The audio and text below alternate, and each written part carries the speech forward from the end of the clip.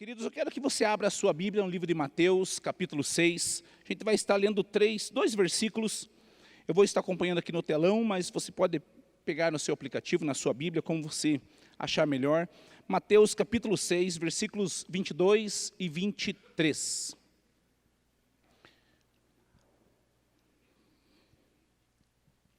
A palavra do Senhor diz assim: os olhos são como a candeia do corpo. Se os olhos forem bons, todo o seu corpo será cheio de luz. Mas se os seus olhos forem maus, todo o seu corpo será cheio de trevas. Portanto, se a luz que está dentro de você, são trevas, que tremendas trevas. Esse é um texto bem conhecido, onde a palavra do Senhor está falando, principalmente o versículo 22, ele fala, vou ler nessa outra versão aqui: os olhos são como uma luz para o corpo. Quando os olhos de vocês são bons, todo o seu corpo ficará cheio de luz. Que o que a Bíblia está falando é que muitas vezes, aquilo que nós observamos, aquilo que nós nos atemos, aquilo que nós olhamos, aquilo que nós fitamos os nossos olhos, muitas vezes vão determinar ou definir se as coisas vão trazer benefício ou malefício às nossas vidas. Ou seja, ele está falando que um olhar, ele fala mais do que 1000 palavras. É ou não é? Talvez quando o marido e a mulher, o cônjuge, talvez ele quer convidar alguém para ir na sua casa, quer fazer alguma coisa ali, convidar pessoas. Às vezes ele está convidando a pessoa, viu, o que você acha de fazer tal coisa no final de semana? E quando ele olha para a esposa, aquele olhar da esposa já diz tudo. Você nem perguntou para mim, já está convidando gente para vir para a nossa casa. Ou seja, um olhar, muitas vezes, ele fala mais do que 1000 palavras. Queridos, nós temos muitas frases que nós usamos no dia a dia, que ela traz, talvez, um paralelo a esse contexto bíblico, e uma, talvez, das mais famosas, ela fala sobre olhar e fala sobre gado. Alguém sabe qual é essa frase? O olhar do patrão engorda o gado. Ou seja, tem uma frase, então, que nós já muitas vezes já ouvimos, e talvez já mencionamos ela, que o olhar do patrão, ele engorda o gado. Ou seja, esse olhar ele pode trazer um benefício ou um malefício. O que nós devemos é compreender se nós estamos fazendo as coisas corretas ou não. Outra coisa, talvez para os casais já casados, ou talvez para os casais que ainda estão em processo de casamento, de namoro, noivado, talvez você olhou para a sua esposa e para você conquistá-la, ou para a sua namorada, ou para você conquistá-la, você falou: me apaixonei por você à primeira vista, ou seja, foi amor à primeira vista. Alguém aqui aconteceu assim com o seu relacionamento? Você olhou aquela pessoa que você está hoje, fala assim: foi amor à primeira vista? Levanta sua mão aí em nome de Jesus. Amém, tem vários casais mais lá para trás, aqui talvez o pessoal, eles falaram, foi amor à primeira vista. Queridos, então quando nós começamos a compreender as Escrituras, nós vemos que um olhar, ele pode trazer um benefício, ou seja, o olhar pode trazer luz, ou ele pode trazer trevas às nossas vidas. E eu quero compartilhar o teu coração essa noite, uma mensagem que está no livro de Atos, capítulo 20, dos versículos 7 em diante. É um texto, eu creio que bem conhecido, mas talvez não tão ministrado sobre esse personagem. Mas nós vemos aqui, livro de Atos, capítulo 20, do versículo 7 em diante. Quem achou, diga amém. Glória a Deus. Então a palavra do Senhor diz assim: no sábado à noite, nós nos reunimos com os irmãos para o partir do pão. Paulo falou nessa reunião e continuou falando até a meia-noite, pois ia viajar no dia seguinte. Havia muitas lamparinas acesas na sala onde nós estávamos reunidos, o qual ficava no terceiro andar da casa. Um moço chamado Eutico estava sentado numa janela, e como Paulo continuava a falar durante muito tempo, o sono do moço foi aumentando. De repente ele dormiu e caiu da janela. Quando levantaram, estava morto. Então Paulo desceu, abaixou-se, abraçou o moço e disse: não se assustem, pois ele está vivo. Versículo 11, em seguida Paulo subiu de novo, partiu o pão e comeu. Falou ainda muito tempo até de manhã, e depois foi embora. Aí levaram o moço vivo para a casa dele, e isso os deixou muito animados. Quando a gente começa a compreender esse contexto bíblico, nós vemos que Paulo já estava na sua terceira viagem missionária aqui a essa região de Troade. A Bíblia fala que Paulo estava a realmente ensinar o povo. A Bíblia fala que Paulo estava a inspirar o povo através de uma palavra viva. Ele não pregava qualquer Deus, não, ele pregava um Deus ressurreto, um Deus que morreu, mas também que ressuscitou.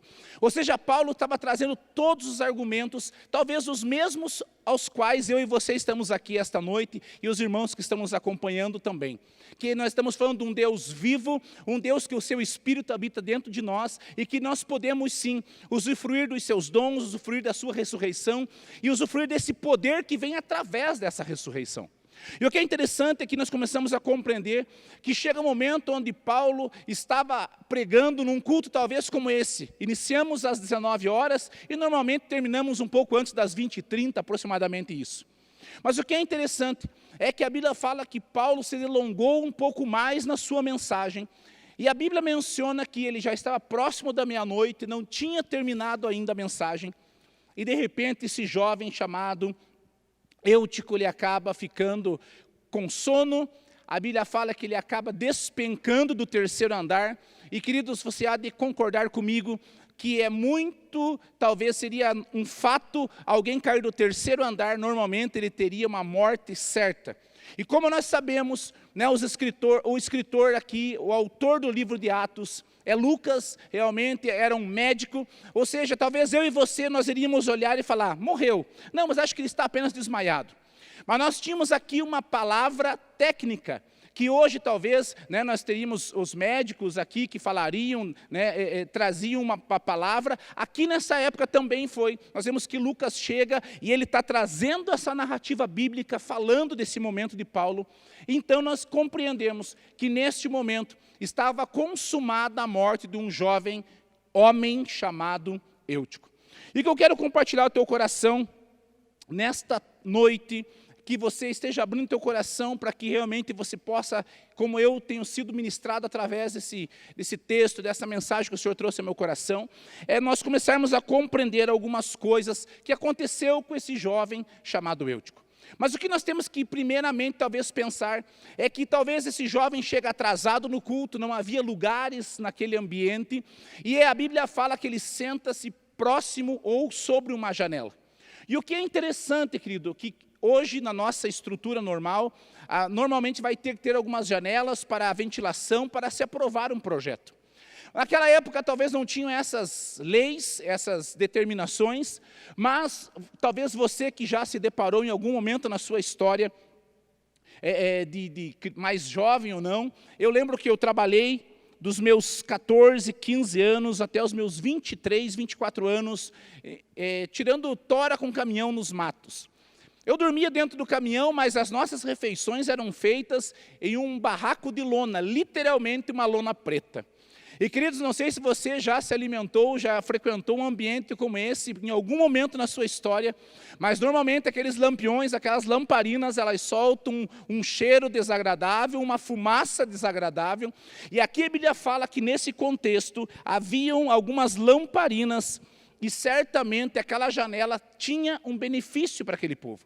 Era fazer com que aquela fumaça saísse mais rapidamente, que circulasse um ar mais puro. E nós vemos então que em si a janela, querido, ela não tem um problema. O problema é quando as coisas do outro lado de uma janela começam a atrair a nossa atenção. Eu não sei se você aqui alguma vez, você já viajou, seja de ônibus, seja de avião, seja de trem, seja como for, mas você quis sentar na janela. Levanta sua mão, quantos aí? A grande maioria de nós procuramos sentar-se à janela, porque ali são paisagens que estamos conhecendo, são momentos, e paisagens locais, históricos, enfim, cidades, que nós queremos conhecê-la, queremos realmente com os nossos olhos contemplar aquela beleza, e principalmente quando se trata de coisas naturais, nós conhecemos as belezas do nosso Deus. Queridos, eu lembro que a primeira viagem que eu fiz em família, e nós estávamos, e eu nunca tinha passado por São Paulo durante um dia. Sempre eu pegava voos à noite. Mas naquele dia nós estávamos voltando de uma viagem em família, e eu lembro que o comandante da aeronave falou assim: tripulação, preparar para a aterrissagem. E o que foi interessante, que naquele momento, ao meu lado, havia uma poltrona vaga na janela. E eu falei: eu quero conhecer São Paulo durante o dia. À noite eu já vi muitas vezes, mas eu quero conhecê-la durante o dia, para ver se eu acho algum ponto turístico, se eu acho ali algum estádio, alguma coisa assim. Queridos, quando o comandante falou: aperta os cintos e tal, a gente vai preparar para a aterrissagem. Querido, eu pulei a poltrona e sentei do lado da janela, porque eu queria observar aquele local. De repente veio uma aeromoça muito simpática, virou para mim e falou: senhor, a sua poltrona é essa? Eu falei: não, a minha poltrona é essa do ladinho aqui. Ela falou: então o senhor faz o favor de retornar a sua poltrona, porque essa aqui tem um outro valor e o senhor não pode sentar aí. Eu falei: moça, mas é que não tem ninguém sentado. Ela falou: infelizmente eu não posso fazer nada. Querido, eu sentei na poltrona novamente, na do meio, fiquei próximo da Di, da minha esposa. E quando eu vi que a aeromoça foi lá para trás e a aeronave começou a embicar e baixar um pouco mais a sua altitude, eu falei: ah, não, mas eu preciso ver São Paulo durante o dia. Sentei novamente na janela. Quando eu apertei o cinto, a aeromoça chegou do meu lado: o senhor não compreendeu o que eu falei para o senhor? Que o senhor não pode sentar à janela? Ou seja, o que eu queria naquele momento era apenas ver uma beleza, algo, embora construído pelas mãos dos homens, aqueles arranha-céus, aqueles prédios gigantescos. Mas nós vemos que a janela, muitas vezes, ela tem os seus benefícios, elas são importantes. Mas o maior problema é quando uma janela, ela começa a nos motivar, nos inspirar, a não mais prestar atenção naquilo que estamos inseridos e começamos a olhar de uma forma talvez curiosa, de uma forma talvez, muitas vezes, bem intencionada na sua essência, mas muitas vezes mal executada no proceder. E quando nós começamos a compreender isso, nós vemos talvez esse homem jovem, Eutico, a Bíblia fala que ele sentou-se à janela. Depois da mensagem ser um pouco prolongada, a Bíblia fala que ele começou a ficar com sono. Ele começou certamente a olhar para fora, talvez ele começou a ver: poxa, meus amigos estão lá fora brincando, jogando, pensando o que vou fazer depois de um culto, de domingo à noite, na casa de quem que eu vou talvez filar o resto do almoço. Se tem algo, querido, que é muito bom, é quando sobra aquele almoço e você pode esquentar quando chega da casa e talvez você comeu fora como eu. E você fica pensando: o que vou fazer quando voltar para casa? E muitas coisas foram tirando a atenção desse jovem homem chamado Eutico. E quando nós começamos a compreender, querido, aqui as escrituras, a narrativa bíblica, a Bíblia fala que ele caiu do terceiro andar. Compreenda, querido, que as escrituras, elas não estão condenando uma janela, mas ela está mostrando que quando nós muitas vezes sentamos em uma janela e nós começamos a mais ter interesse no que está do lado de fora do que está do lado de dentro, nós começamos a perder algumas coisas que eu creio que são indispensáveis na vida de um cristão. A primeira coisa que nós vemos aqui nessa história, falando sobre esse homem chamado Eutico, é que quando alguém se senta na janela e começa a contemplar as coisas de fora, ela perde a comunhão das coisas de dentro. Querido, eu não sei como você chegou aqui esta noite, qual tem sido, ou quais têm sido os seus gigantes, as suas distrações, os seus ventos contrários, mas uma primeira coisa que quando nós olhamos para uma janela, ela começa a distrair-nos daquilo que está acontecendo num contexto onde nós estamos inseridos. A primeira coisa que a Bíblia fala sobre esse homem, sobre esse jovem Eutico, é que talvez ele perdeu a comunhão. Ele não estava prestando atenção no que estava sendo falado no culto, ele não estava mais observando aquilo que Deus estava fazendo no meio daquele povo. Afinal de contas, o culto talvez estava programado para um tempo um pouco menor, porém a mensagem se avançou e nós vemos que aquele menino, aquele jovem, esse rapaz, a Bíblia começa a mencionar algumas coisas. Que a primeira coisa, ele começa a perder talvez a comunhão, ele não se interessa mais pelas coisas que estavam acontecendo ali dentro. Uma segunda coisa que nós podemos falar sobre esse jovem é que, primeiro, ele perdeu a comunhão. A segunda coisa que acontece com ele é que ele perde certamente a sua visão. Querido, eu quero ser bem sincero e quero fazer uma pergunta a você. Não precisa você levantar sua mão, mas eu tenho certeza. Quantos aqui você já deu aquela cochilada no meio de um culto? Como diz o pastor Weckles, mexe teu dedinho dentro do seu sapato aí, né, para ninguém perceber. Mas certamente em algum momento da sua caminhada, por um cansaço físico, emocional, enfim, certamente você deu aquelas cochiladas, ou seja, aquelas pescadas no meio do culto. E quando nós começamos a compreender que esse jovem Eutico, a Bíblia fala que ele começa a adormecer, então certamente ele começou a perder a sua visão. Os seus olhos começaram-se a fechar. E eu lembro de um grande homem de Deus, que está com o Senhor, nós cremos, que é o pastor Francisco, lá de Curitiba, fez parte da história da minha conversão, da história dessa igreja, desde os primeiros momentos. E queridos, eu lembro que eu cheguei num retiro para ele, nós estávamos num retiro de jovens, nós estávamos, não sei, era no almoço, falei, pastor, às vezes tem alguns jovens que sentam lá no fundo, e às vezes eles estão lá cochilando, e tem alguns que chegam até ficar cabeça torta durante a mensagem. Pastor, dá vontade de ir lá e despertar eles, provocar eles. Ele escutou de uma forma bem sábia, em silêncio, literalmente, e de repente, quando ele começou a falar, ele falou assim, para com isso. Quem lembra o pastor Francisco aqui? Ele falou assim, para com isso. Deus também fala em sonhos. Se ele está dormindo, pode ser que Deus esteja falando com ele. Ou seja, ele falou, para com isso, não queira despertar esse jovem, não queira fazer nada da tua força, porque Deus também fala em sonhos. E naquele momento, eu falei, dá para deletar essa parte do vídeo? Eu não quero fazer essa pergunta, dá para não ficar esse tipo, mas nós vemos que quando nós começamos a perder a comunhão de dentro de algo, e começamos a nos interessar para coisas de fora, a primeira coisa é a comunhão que se perde. A segunda é a visão. Porque certamente alguém que está cochilando, ela está a ponto de adormecer, os seus olhos certamente estão fechados e certamente ela não consegue mais ter nitidez daquilo que está acontecendo. E uma terceira coisa que acontece na vida, talvez desse jovem Eutico, que talvez ele acaba nos ensinando, é que quando nós perdemos a visão, quando coisas lá de fora começam a nos encantar e talvez brilhar mais aos nossos olhos, depois da comunhão, depois da visão, talvez nós estamos perdendo é o equilíbrio. Querido, enquanto ele estava um pouco consciente, ele estava sentado. Mas quando talvez o sono mais pesado o alcançou naquele momento, a Bíblia fala que ele cai do terceiro andar. Em outras palavras, ele perdeu o equilíbrio. E ele caiu numa queda livre de 3 andares, onde eu tenho uma plena convicção que seus ossos talvez foram quebrados, talvez seus órgãos internos tiveram algumas rupturas, enfim, ele tinha uma morte na certa, até porque nós temos alguém que a Bíblia fala que esse jovem estava morto. Esse seria um contexto do livro de Atos, capítulo 20, do versículo 7 ao versículo 12. Um jovem que chega atrasado, na minha concepção, a Bíblia não fala isso, mas eu creio que talvez ele chegou atrasado, ou foi apenas por uma decisão dele. Ele chega, ele senta-se em uma janela, e ele começa a ver os encantos que o mundo oferece. Queridos, então, quando nós começamos a ver tudo isso que a Bíblia menciona, sobre essa narrativa de poucos versículos falando sobre esse jovem, nós começamos a compreender que quando as coisas de fora nos atraem mais do que as coisas de dentro, que as coisas do mundo nos atraem mais do que a nossa própria família, que as situações lá de fora influenciam mais na nossa casa do que necessariamente aquilo que seria a primícia, que é o nosso lar, nós começamos a perder a comunhão, nós começamos a perder a visão e nós começamos a perder o equilíbrio.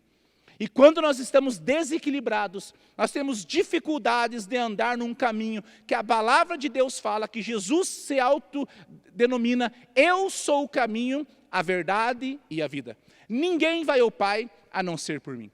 O que nós compreendemos que as Escrituras está falando é que quando as coisas de fora começam a brilhar os nossos olhos, pode ser que nós ainda estejamos em alguns processos desse despencar. Talvez você e eu nos encontramos em algum momento da nossa história, talvez num passado, talvez num momento como agora, mas pode ser que nós estejamos talvez perdendo o prazer da comunhão. Talvez nós estamos perdendo o prazer de olhar as coisas que Deus tem.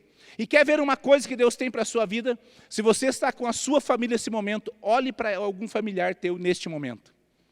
Eu tenho certeza que esse é o maior motivo de eu e você existirmos, além de adorarmos e falarmos do nosso Deus, é a família a qual o Senhor nos inseriu. Então, quando nós começamos a ver tudo isso, nós vemos que teve alguns homens bíblicos da Bíblia, da palavra de Deus, que eles em alguns momentos também, a Bíblia não fala que eles olharam por uma janela, mas eles tiveram uma ótica talvez que se desvirtuou na caminhada deles. Talvez um dos mais famosos, que literalmente ele não conseguiu mais enxergar, a Bíblia fala sobre um homem chamado Sansão. O livro de Juízes faz essa narrativa de um homem que tinha um propósito, quer de ser juiz, quer de julgar as nações que vinham contra o povo de Deus, quer de ser um instrumento nas mãos de Deus, que veio de uma concepção que era improvável, mas existia um propósito.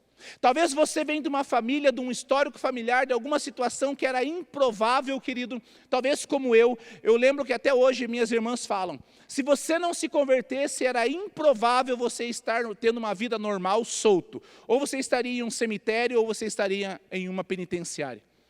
Querido, então, de algo improvável é que Deus coloca para nós termos um destino nele, para ele, realmente, para louvor e honra do nome dele.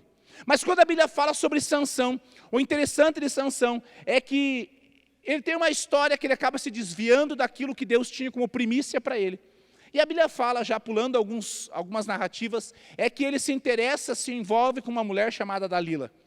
A Bíblia menciona que esse homem chamado Sansão, ele foi persuadido por Dalila por pelo menos 3 vezes no primeiro momento. Ela começou a fazer chantagem emocional para ele entregar qual era o segredo da sua força. Porque ela tinha uma promessa de dinheiro dos filisteus. Mas por 3 momentos Sansão não fala a verdade absoluta para aquela mulher. E pelos 3 momentos ela fala, Sansão, os filisteus estão chegando. E tudo aquilo que amarrava, que tentava o barrar aquela força que ele tinha, querido, ele conseguia romper facilmente e ele vencia os inimigos. Mas chega um momento, numa 4ª tentativa, que a Bíblia fala que Dalila acaba fazendo uma chantagem, a qual ele acaba cedendo. Ele fala, poxa, você não me ama? Se você me amasse, você contava o seu segredo. E a Bíblia fala que suas tranças, suas 7 tranças não poderiam ser cortadas. E nós entendemos que foi cortado o cabelo de Sansão. E de repente Dalila fala, Sansão, os filisteus estão chegando. Querido, nós percebemos que Sansão naquele momento ele não percebeu que algo estava diferente na sua vida. E a Bíblia fala que Sansão levantou-se e ele pensou consigo mesmo, eu vou vencer esses filisteus como venci das outras vezes. Mas ele não tinha percebido que o Senhor o havia deixado. Ele não tinha percebido que a presença de Deus, que era o fator, que era o gerador de energia da sua vida, era o poder de Deus que o fazia ter essa força, querido, havia se afastado dele. E o que é interessante é que a Bíblia fala que a primeira coisa que os filisteus fazem é vazar os olhos de Sansão. Significa que aquele homem que começou a olhar as coisas do mundo como se combinassem com ele, e não combinava porque ele tinha um propósito explícito na sua vida, no seu ministério, no seu chamado, querido, na sua vocação, a Bíblia fala que ele foi vazado os seus olhos. E ao invés de ele ser um juiz que traria medo aos inimigos do povo de Deus, a Bíblia fala que por alguns momentos ele era chamado como um bobo da corte para animar os seus inimigos. Ele ficou em um lugar ali que era um moinho, né, e ficava talvez rodando em círculos durante o dia todo. Ou seja, alguém que tinha um propósito, porque desejou as coisas que não combinavam com ele. Querido, ele foi vazado os seus olhos, perdeu suas forças, perdeu o seu propósito, que era ser juiz, e se tornou um bobo da corte, cego e vivendo uma vida cíclica. Rodava e não saía do lugar. Eu não sei como você chegou aqui esta noite, como tem sido os teus últimos dias. Nós sabemos que aqui em Guarapuava, principalmente desde março de 2020, nós temos vivido um tempo atípico por causa de algo chamado uma pandemia. Eu não sei o que tem talvez feito a nossa história se tornar algo cíclico, mas eu sei o que pode fazer a nossa vida viver um propósito na sua integridade, na sua plenitude. E esse propósito pode ser vivido através daquilo que Deus tem para mim e para a sua vida. E quando nós começamos a ver aqui, querido, que os olhos de Sansão foram vazados, ele não conseguiu mais enxergar aquilo que Deus tinha para a vida dele. Mas eu quero falar aqui para mim e para você essa noite que estamos aqui. Ainda há esperança, mesmo que uma árvore seja cortada ao cheiro das águas, ela florescerá. E eu creio que independente da situação que eu e você nos deparamos, existe um Deus, querido, que Ele está realmente, Ele acredita na minha e na tua história. Afinal de contas, Ele pagou todo o escrito de dívida através do seu Filho Jesus, naquele madeiro por mim e por você. E nós podemos voltar a ter prazer em uma comunhão na nossa família, na nossa igreja, aonde nós estamos inseridos, que os nossos olhos comecem a contemplar aquilo que Deus tem para nós, e que nós possamos não viver mais desequilibrados, mas mesmo sabendo que a porta é estreita, e a porta não aumentou, amém, queridos? A porta continua do mesmo tamanho, queridos, nós devemos realmente passar por ela, porque é esse o caminho que nos leva ao propósito maior de todo ser humano, que é do dia vindouro, nós estarmos com o nosso Senhor Jesus Cristo, para toda a glória. A segunda coisa que nós vemos aqui, de pessoas que talvez, por causa do olhar, por causa de terem sono, por causa de adormecerem no propósito, a Bíblia fala sobre 10 mulheres, 5 prudentes e 5 imprudentes, 5 nécias e 5 sábias. A Bíblia fala que as 10 estavam se preparando para a chegada do noivo, para a vinda do noivo tão aguardado. Mas a Bíblia fala que o noivo se demorou um pouquinho mais. E de repente, as 5 imprudentes, a Bíblia fala que elas pegaram no sono. Mas de repente saiu talvez um alarde falando, o noivo está chegando, ele está vindo, se preparem vocês noivas. E de repente elas se depararam com uma situação. O seu óleo não era suficiente para as candeias estarem acesas. O seu óleo já estava talvez acabado. E elas tentaram até talvez fazer um negócio ali, oferecendo talvez, né, eu imagino, viu, me venda um pouquinho do teu óleo, eu me empresto, depois te devolvo. Mas a Bíblia fala que as 5 prudentes entraram com o noivo, e as 5 nécias, as 5 imprudentes, elas não puderam adentrar naquele propósito que elas tinham.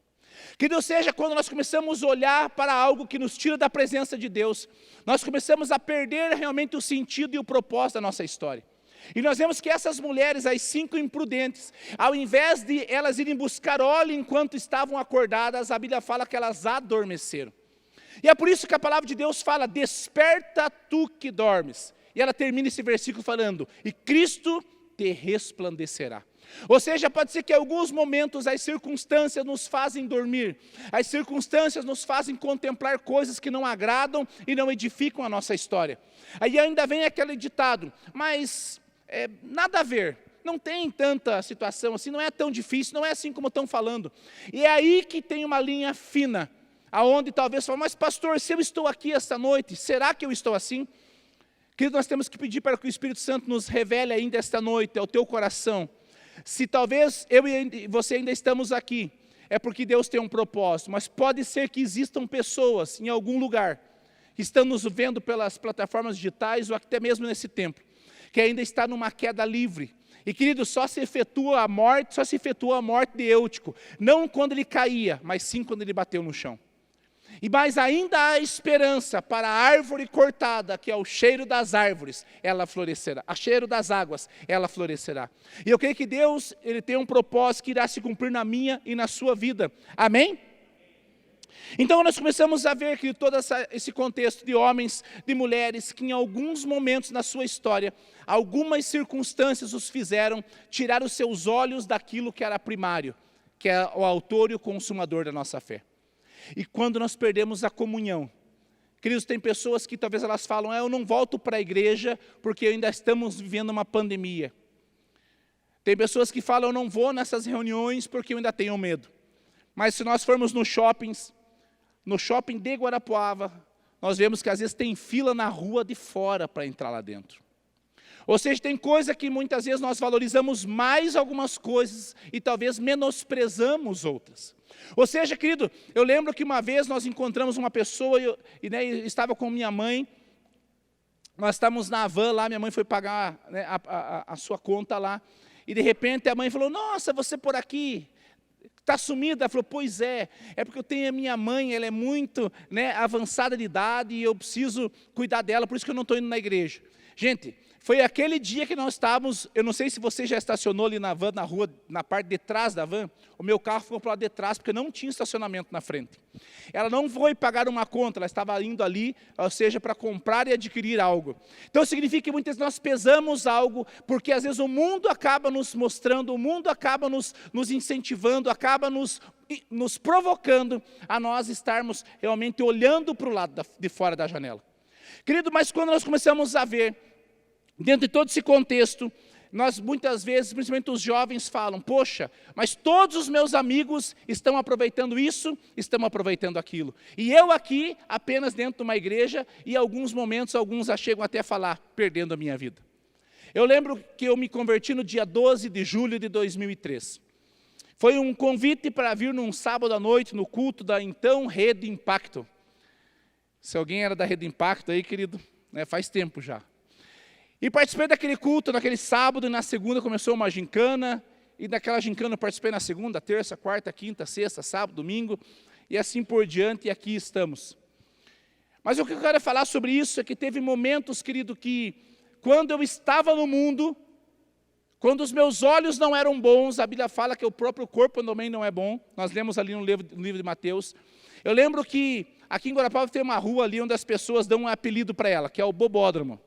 Alguém sabe o que eu estou falando? Eu não. É a rua 15 aqui, ali aquele local que o pessoal fica a noite inteira ali, quinta, sexta, sábado, domingo, dando voltas ali. Era a minha rotina de final de semana. E eu lembro que naqueles dias, naquele tempo, naquela fase da minha vida, a gente passeava, ficava passando de carro ali, e a gente sempre tinha um foco. Que era tentar ali, né, se enturmar com as pessoas, criar novas amizades, enfim, e até coisas mal intencionadas. Eu lembro que tinha uma pessoa específica que eu sempre tentei conversar, me aproximar, e aquela moça nunca ela deu atenção, ou teve um olhar, ou teve uma palavra comigo. Mas, querido, quando eu me converti, passado talvez um pouco mais de um mês, não tenho certeza, ou 2 meses, essa pessoa, a qual nunca tinha me dado atenção, ela me mandou mensagem, né? Naquele tempo o celular só recebia mensagem. Hoje nós tiramos foto, vídeo, tudo. Naquele tempo o celular só recebia mensagem. E eu tinha um celular daqueles que recebia uma mensagem. Na hora, por talvez 2, 3 segundos, o meu olhar certamente aumentou. Ficou maior. Eu olhei e falei, nossa, essa pessoa que nunca me deu atenção. Mas quando eu me converti, eu tinha certeza do propósito que Deus tinha para a minha vida. Eu não estou aqui por acaso, eu estou aqui por causa de um propósito que Deus escreveu ao meu respeito.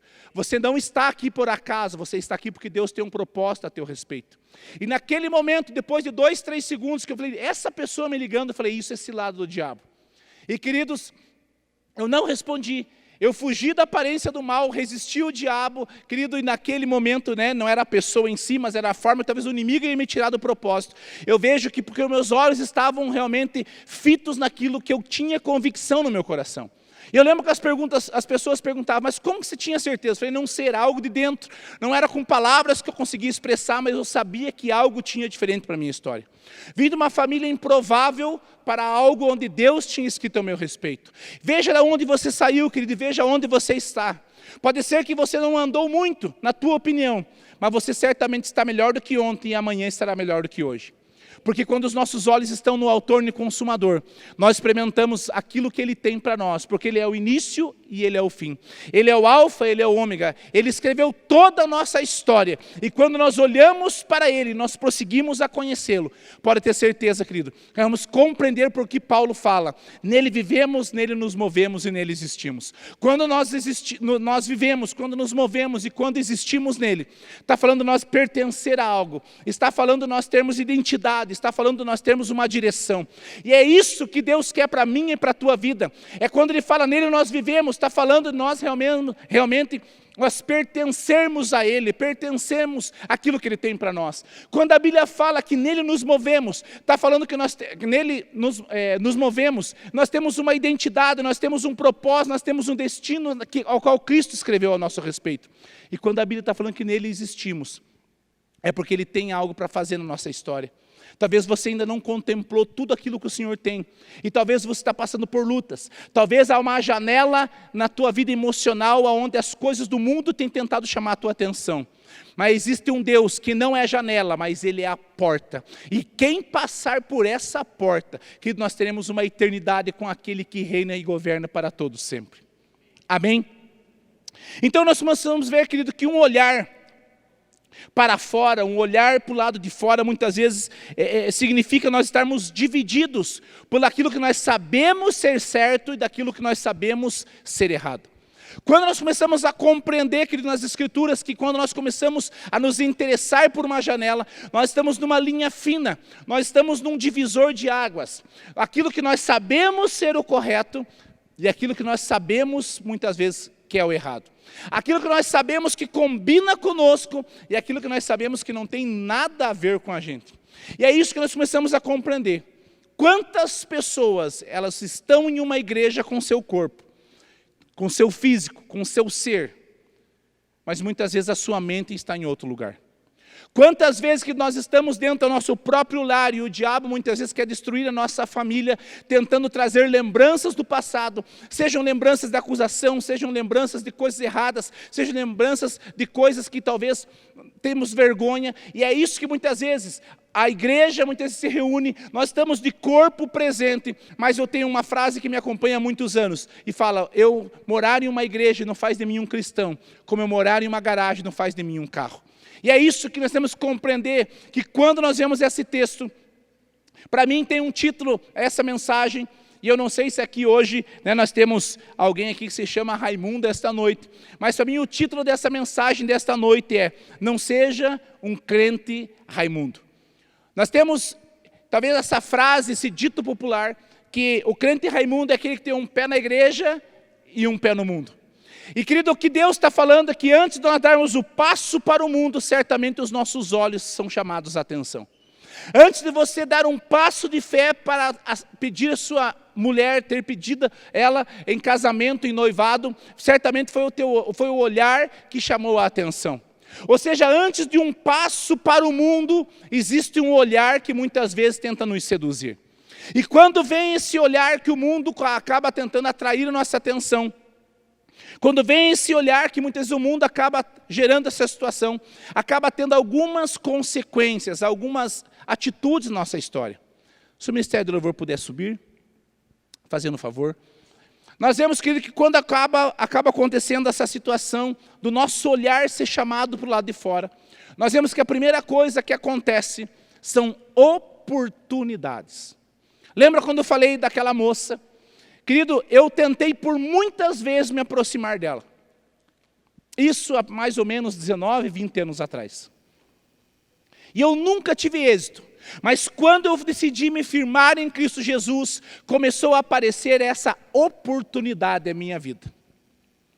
Mas eu não aceitei a oportunidade. Mas talvez você, em algum momento da sua vida, você aceitou algumas oportunidades que o mundo oferece. Depois de uma oportunidade, nós vemos que depois de termos essa oportunidade, talvez comece a acontecer o primeiro passo para o pecado, ou para a imoralidade.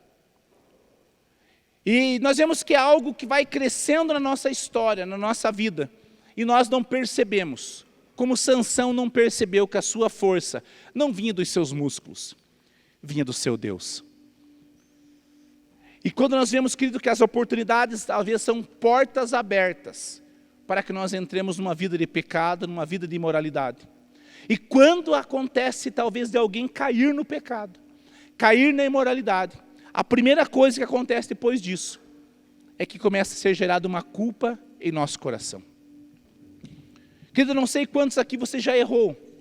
Talvez você respondeu uma pessoa de uma forma errada, equivocada. Talvez você julgou alguém. Depois não vem uma culpa de você, por que eu falei isso? Eu não deveria ter me pronunciado desta forma, com esse tom de voz. Então, quando acontecem as oportunidades, que vem o pecado, começa a vir a culpa depois de um erro. E é esse o papel do diabo, é trazer culpa e condenação sobre mim, sobre você, quando ainda nós talvez não temos os olhos em Jesus. Mas quando nós começamos a olhar para esse Jesus, quando nós não nos tornamos mais esse crente Raimundo, que muitas vezes olha para o mundo e muitas vezes deixa das coisas do Senhor, nós vemos que depois da culpa, acaba havendo um sentimento de frieza. Eu vim de uma família onde briga, tiros e armas eram coisas normais. Eu tinha na minha casa, numa época da minha adolescência para a minha juventude, eu tinha mais de 20 armas na minha casa. Eu tinha espingardas 12, Flobé, 38, 9mm, 380, 7,65. O que você imaginar, querido? É mais ou menos que nossa, pastor era meu bandido. Era, querido, era meu bandido. E eu lembro que eu me converti, um pouquinho antes de me converter, eu tinha um amigo, e ele era um cara que matou muitas pessoas, e ele fazia isso por dinheiro. E eu lembro que uma vez eu vendi uma 9mm para ele, cheia de munição, vendi para ele, e eu falei para ele assim, me diga uma coisa, o que você sentiu quando você matou a primeira pessoa?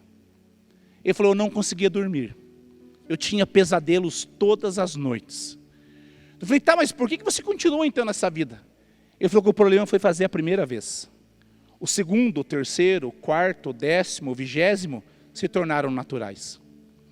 Querido, quando acaba acontecendo as oportunidades, que acaba acontecendo o pecado, que acaba acontecendo a culpa, a frieza, ela acaba nos fazendo muitas vezes não perceber.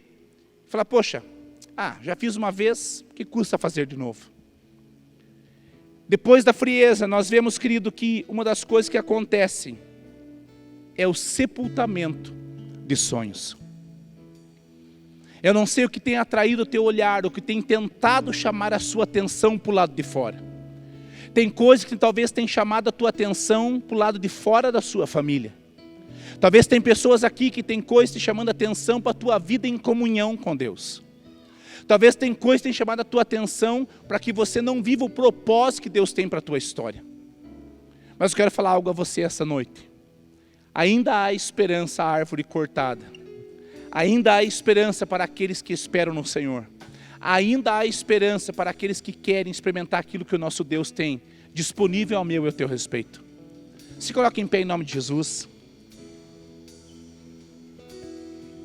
Mas sabe o que é interessante?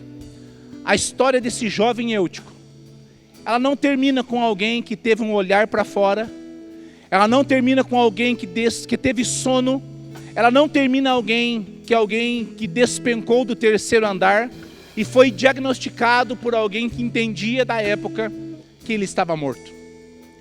A Bíblia fala que Paulo para o culto naquele mesmo instante, vai sobre o menino, se debruça sobre ele e fala, ele não está morto, ele vive. Querido, eu não sei como você chegou aqui esta noite. O que tem essa mensagem, através do Espírito do Senhor, falado ao teu coração essa noite? As minhas palavras são as que menos importam, mas sim aquilo que o Senhor falou ao teu coração, com as impressões, com as lembranças, com os sentimentos que precisam ser envoltos novamente, naquilo que Deus chamou você para fazer. Você não foi chamado para olhar para fora daquilo que você está inserido. Mas pastor, eu não tenho que falar de Jesus lá para o mundo? Sim, mas você não será influenciado de fora para dentro, você influenciará de dentro para fora, porque existe um Espírito Santo do Senhor, que habita dentro do teu ser, e é Ele que vai transbordar de dentro para fora, e fazer eu e você voltarmos a fitar nossos olhos naquilo que vai valer a pena. E nós vemos aqui, no versículo 11, a Bíblia fala, em seguida Paulo subiu de novo, partiu o pão e comeu. Falou ainda por muito tempo, até de manhã, e depois foi embora. E levaram o moço vivo para a casa dele, e isso os deixou muito animados. Sabe o que é interessante? É que eles tinham um funeral para ser feito, que interrompeu aquele culto. Mas Paulo fala que não era noite, não era madrugada de funeral. Era um dia onde alguém, talvez por um deslize, acaba se distraindo, pegando no sono e caindo do propósito, caindo do lugar onde ele foi chamado. Mas essa noite eu quero falar a você que está aqui, a você que está nos ouvindo em sua casa, em seu trabalho, onde quer que você esteja. Querido, essa é uma noite de ressuscitar sonhos aqui neste lugar. Essa é uma noite de Deus restaurar coisas que se perderam, valores que foram perdidos na sua caminhada. Nós culpamos muito uma pandemia, nós culpamos muito outras circunstâncias, e isso são coisas verídicas. Mas nada se compara, querido, àquilo que Deus tem para fazer em nós e através de nós. E esta noite, querido, talvez Paulo naquele ambiente, naquele momento, ele para o culto, E Ele para ressuscitar sonhos. E eu quero que você pare este momento, aquilo que você está fazendo, talvez pensando no que vai fazer após o culto, e você comece a se concentrar em algo que o Senhor quer trazer para a sua vida. Ele quer ressuscitar vidas, sonhos, famílias aqui neste lugar. Vamos adorar o Senhor por alguns instantes. E se você se sente assim, feche os teus olhos, todos nós, em nome de Jesus. Mas se você se sente assim esta noite, querido, talvez como alguém que as circunstâncias tiraram os teus olhos do principal objetivo, que as coisas à sua volta pareciam te distrair, com os olhos fechados, você que está aqui, eu não vou chamar você para vir à frente, mas se você se sente talvez como esse Eutico que está em queda livre, em alguma área da sua vida, levante uma de suas mãos aonde você está para que eu possa te ver. Amém, estou te vendo, amém, glória a Deus, várias pessoas com as mãos levantadas. Se você se sente assim, coloque sua mão em seu coração. Esta noite nós queremos declarar um tempo de ressurreição, um tempo de vida novamente ao teu chamado, ao teu propósito, à sua vocação. Você não é um deslize, não é uma obra do acaso, você é uma obra do propósito de Deus. Pai, nesta noite nós levantamos, Senhor, as nossas vozes e declaramos um tempo de cura, de restauração sobre a vida desses irmãos. Senhor, que reconhecem que talvez coisas externas influenciaram aquilo que era primário, primordial, que era o início de tudo. Nossas famílias, nossos lares, nossos ministérios. E esta noite, Pai, eu quero trazer esta palavra, Senhor, ao coração de cada irmão. Pai, existe uma segunda chance se nós estamos ouvindo esta mensagem.